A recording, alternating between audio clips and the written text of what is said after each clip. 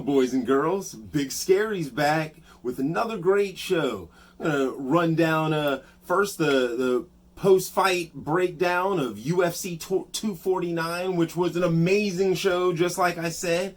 Then I'm also going to do a pre-fight rundown of Fight Night 171 and 172. I'm just going to do just the first couple fights of each because, I mean, there are two more cards that are coming up this week. I'll just go run down the main fights on those cards. But let me get back to UFC 249 was amazing, just like I thought it would be. I mean, there were just so many amazing fights on the card. Just spectacular knockouts. It was just everything you could ask for in a card. So let me get to that. Let's see. First fight of the evening was Ryan Spohn against Sam Alvey.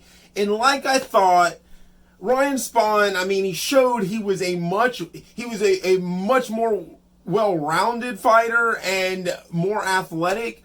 But I mean, Alvey is tough. Let me not take anything from him, but it was just like every time Spohn pushed the pace and wanted to do something, he was able to do it, but it's like it seemed like he lacked some motivation or something. He just couldn't finish the fight. And quite honestly, toward the end of the third round, he'd gotten hurt and got lucky. The fight even ended when it did. But I mean, other than that late flurry by Alvey, it was a pretty dominant performance by Spohn. But he's gonna have to, if he wants to move up to better competition, he's definitely gonna have to pick up his work rate and just be more motivated in there. He just didn't seem like he really wanted to win. Second fight of the evening was Bryce Mitchell against Charles Rosa. And like I thought, it was going to be a grappler's dream. But what I didn't, I picked Bryce Mitchell to win it, but I thought it was going to be a close fight. I mean, it was about as much of a dominating performance as you could possibly see on the ground. He transitioned from move to move. I mean, he had a nice setup, transitioning from the twister to the arm triangle and back and forth. You don't really see that move. And I mean, obviously he has the twister in his repertoire since he's already got a twister submission, but just the way he was just going back and forth and just continuously keeping Rosa on the defensive. Rosa looked good as far as not getting finished. I mean, a lesser man would have been finished in that fight. I mean, he just kept defending that arm triangle constantly, and I mean, even the twister. I mean, he was constantly on the defensive, and I mean, he was pretty lucky not to get submitted. I think it was 2 scores of 30-26 or 30-24 and 1 30-25. So I mean, yeah, it's about as dominating a performance as you really can get. So yeah, that was night, and Bryce Mitchell looked really good that fight. So our next fight of the evening was Vincent Luque against Nico Price, and that, like I thought, that fight was a barn burner. And also, like I thought, Nico Price was just a little bit too technical. His strikes were too crisp. He just started chewing up Nico Price's eye, and I mean, he just swelled it up, and they stopped the fight because Nico Price could not see. Vincent Luque looked pretty good. Our next fight of the evening was Carlos Esparza, Michelle Waterson. Gotta say, this was probably the least exciting fight of the card. I don't know. I mean, I kind of had Waterson inching it out just a little bit. I mean, Carlos Esparza had one takedown that she really did nothing with. Like I thought Waterson pretty much controlled the stand-up for most of the fight. But the scores were wide ranging. One judge had it 30-27 Esparza. One judge had it 29-28 Esparza, and another judge had it 30-27 Michelle Waterson. So I mean, that's I'm not really sure they were all watching a different fight, but hey, what can you say? Michelle Waterson, I thought she had it, but whatever. Carlos Esparza was able to pull it out. Our next fight of the evening, Olynyk against Fabricio Werdum.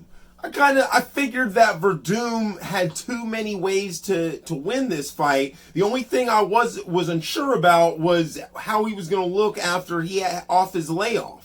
And I have to say, right when I saw him come out, I mean, he looked flabby. I mean, he looked slow. I don't know. I mean, I don't know if he just wasn't prepared for the fight. I don't know if he's getting, I mean, they're both old, so I mean, that's not necessarily the excuse, but I mean, Werdum didn't, I mean, physically he didn't look prepared for the fight, and Olynyk did. I mean, so it was, I thought Werdum was going to win, his stand-up was going to be enough to piece Olynyk up, but I was wrong about this one. Olynyk won on the stand-up. He pretty much kind of not dominated the fight, but definitely Werdum looked bad.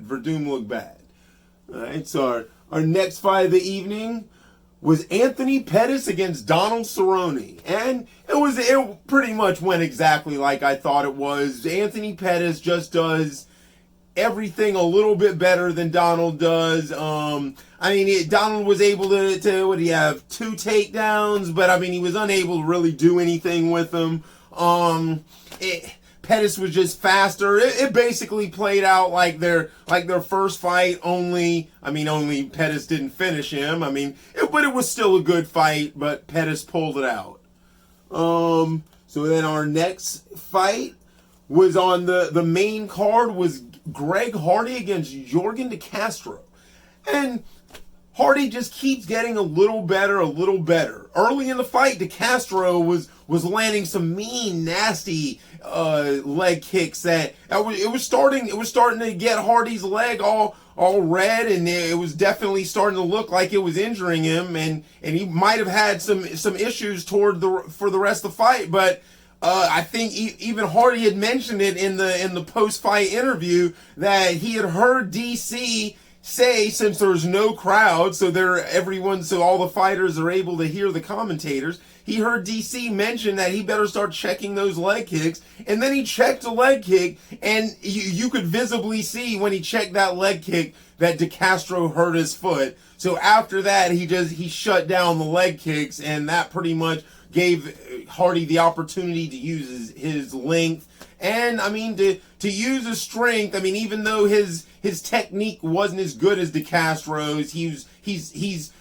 more athletic, physically stronger, and I mean a bigger guy. So he was able to use those gifts and to pull out the win. So I think we'll see them move up the competition a little bit for Greg Hardy the next fight. Our next fight of the evening was Jeremy Stephens against Calvin Kattar. And just like I thought, Calvin Kattar came out and his stand-up looked superb. And I mean, of course, Jeremy Stephens is always tough. He's always tough. And I mean, in early, his leg kicks were starting to look pretty good too. And then Calvin started landing some good shots, and then it was just a brutal elbow that finished the fight. I mean, usually, not too often that you're going to be able to finish Jeremy Stephens and not get any kind of, he didn't dispute it at all. He knew he was hurt. So that fight was a pretty good fight also. Next fight of the evening was Francis Ngannou, Jairzinho Rosenstruik. Now, I mean, you knew the fight wasn't going to last too long, and it did not. I think it was 20 seconds. I mean, after there was a couple second feeling out process, Ngannou just bull rush and just completely flatlined him. I mean, I really don't know when Ngannou's looking like that. It's gonna be tough to beat him. I mean, one, you can't just pull back in a straight line, which Rosenstruik did. I mean, you gotta use side movement, and he did not do that, so he stepped back and got blasted. So they were saying that, so apparently Ngannou is gonna have the next title shot after whatever happens with Stipe and DC. But Stipe is still talking about, I mean, he's a fireman, so he's still handling, I mean, he's a first responder and everything, so he's still handling that right now, so there's no telling when we might see Ngannou next. So we'll see. But so our next fight of the evening was the co-main event for the bantamweight title. Henry Cejudo coming off a nice victory over Marlon Moraes, where he was getting pieced up at the beginning, but then it's like he just decided to start going forward, and he was able to just end Marlon Moraes. And then Dominick Cruz, who hadn't fought in close to 4 years, it was going to see how he was going to react with if ring rust was going to be an issue. He always says that ring rust isn't an issue, and he's proved it before. He's had layoffs of 2 years, a year. I mean, he's had multiple layoffs. I couldn't pick against Dominick Cruz because I've just seen him come out and look amazing after these layoffs. So I couldn't pick against him, so I picked him. But what can I say about Henry Cejudo? Henry Cejudo is, I mean, he's amazing. And I mean, I still kind of feel like Mighty Mouse won their rematch. But I mean, you can't take anything away from him. It was a very close fight. But ever since then, blasted through Dillashaw, blasted through Marlon Moraes, now blasted through Dominick Cruz. And I mean, I can see it from both points of view. Dominick Cruz got up arguing about that it was an early stoppage, and I mean, I could see his point of view. He was in the process of getting up, but you can't take so many unanswered shots like that. He was eating so many answered shots on the way of getting up. So I honestly don't have an issue with the stoppage, but Dominick Cruz did. And interestingly, we'll see where this goes, but Dominick Cruz also said that referee Keith Peterson smelled like cigarettes and alcohol. So we'll see if they look into that, or I don't even know how you look into that, but I mean, we'll see what happens with that. I mean, I don't know. I mean, obviously, you never can tell what's going through a fighter's mind, and especially a fighter who's as successful as Dominick Cruz. I mean, you don't ever want to feel like you lost. And so, especially after getting finished like that, I mean, looking for excuses, but at the same time, he's also, I mean, an excellent commentator and works for the UFC as a commentator. So I don't know that he would just be throwing around those types of accusations unless, I mean, there was something to that. I mean, I don't know. You don't think you smell cigarettes and alcohol unless you do usually, but I don't know. I mean, what can I say? I mean, it was an amazing win for Henry Cejudo, and then he retires after the fight. So I don't even know where the bantamweight division goes from here. I mean, there's plenty of up and comers, but I mean that's still the champs laying the belt down. So we'll see what happens with him. I mean, like, he's only 33, like most fighters who retire when they're young, they usually come back, but we'll see. I mean, theoretically, he doesn't have anything more to prove. I mean, he's already won 2 belts at different weight classes. I mean, beat Dominick Cruz, beat Mighty Mouse. I mean, the 2 best fighters at those weight classes in history. And a gold medal. I don't know what else he really has to prove, so maybe it will be the last time we'll see him. Who knows? And that brings us to the main event of the evening, which was Tony Ferguson and Justin Gaethje. And it was, like I thought, it was a barn burner from the bell.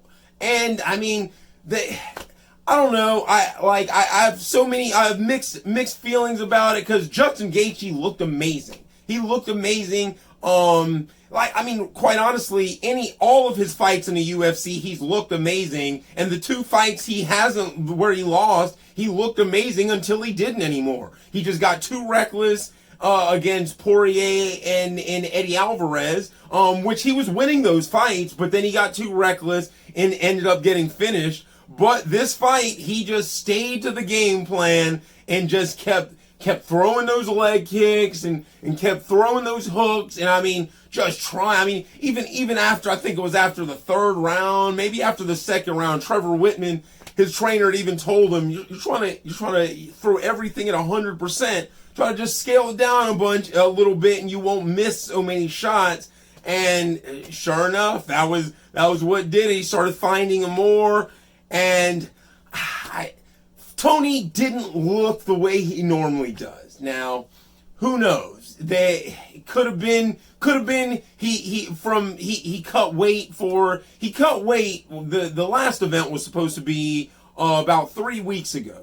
And so then when it didn't happen, he still went through with his weight cut, which, I mean, normally maybe it wouldn't make that big of a difference, but when you're talking about like 25 pounds, I mean, that's a big difference especially when you're talking about lightweight fighters. So, I mean, I don't know. I don't want to use excuses such as weight cuts and things like that, but, I mean, they do make a difference sometimes. And especially, I mean, unnecessary. I mean, but Tony's a madman. So, but can't take anything from Justin Gaethje. He looked amazing. I still don't know that necessarily he's going to have anything for Khabib because, I mean, he's got a wrestling background, but it still isn't the type of wrestling background you need to be able to stop Khabib's takedowns. I mean, because once you go to the ground with Khabib, I mean, then the mauling begins.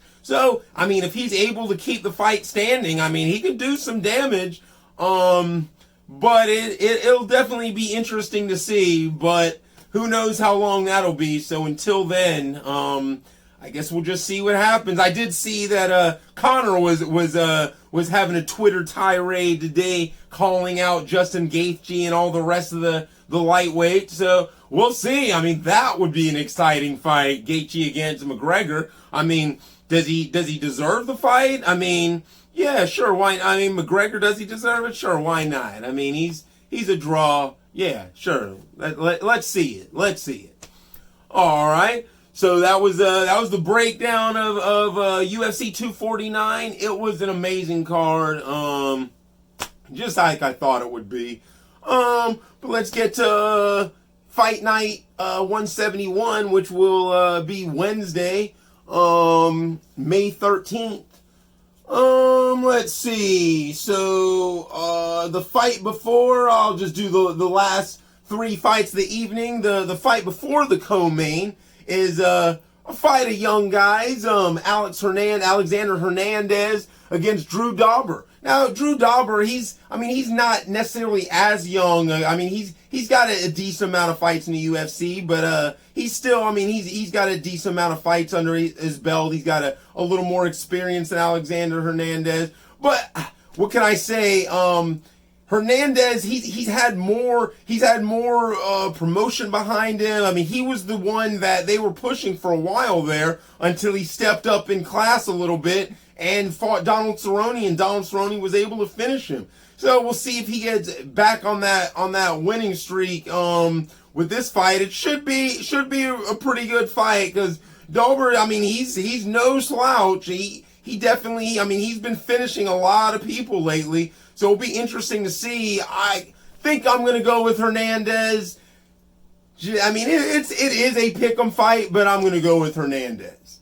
Our co-main event is going to be Ben Rothwell against Ovince StPreux. This will be Ovince's first fight as a heavyweight. He's kind of fluctuated between wins and losses lately in the light heavyweight division, and guess I'm not sure if he's moving up, if this is like a permanent move, or if that he's just moving up because it was a short notice fight. Not actually sure, but he's fighting a very tough Ben Rothwell. Ben Rothwell has power and he has submission moves. He's knocked out all kinds of guys, and then he's tapped out Josh Burnett. So, I mean, that's a pretty well-rounded guy. Definitely, this is the type of fight that OSP needs to just use his movement.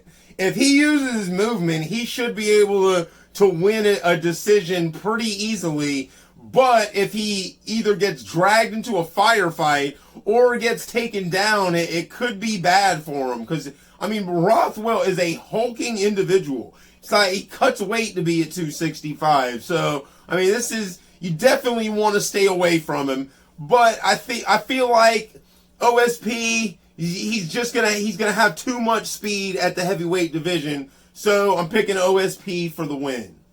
And then our main event for UFC 171 is Anthony Smith against Glover Teixeira.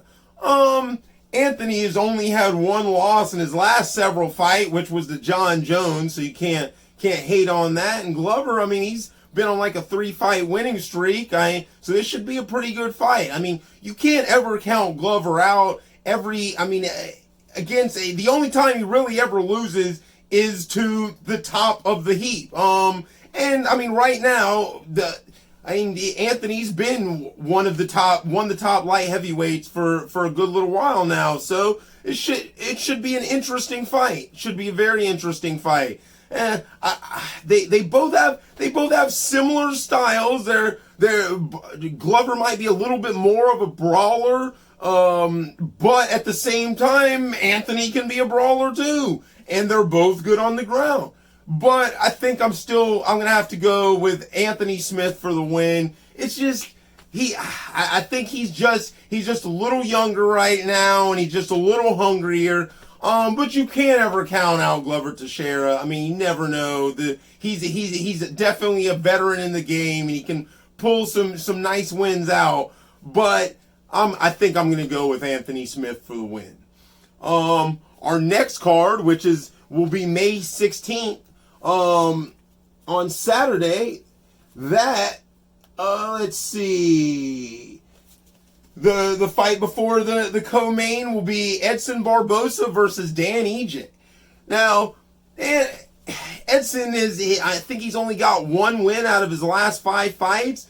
I mean, but they're not. They're like the types of losses that you can brush away, kind of, because it's as long as he's able to keep some distance he usually loses to guys who are able to keep the pressure on him. Well, Dan Ige is moving up from the featherweight division, and I don't know. I think he's going to be too small. It's going to be tough for him to have enough power and keep enough pressure on Barbosa to get him in those situations where he usually, because he does crumble sometimes, but it's usually under that constant pressure over someone who's able to damage him. And EJ has looked good, but I'm skeptical about the move up in weight class. So we'll see, but I'm going to pick Edson Barbosa to keep it standing and to just be able to just have more weapons,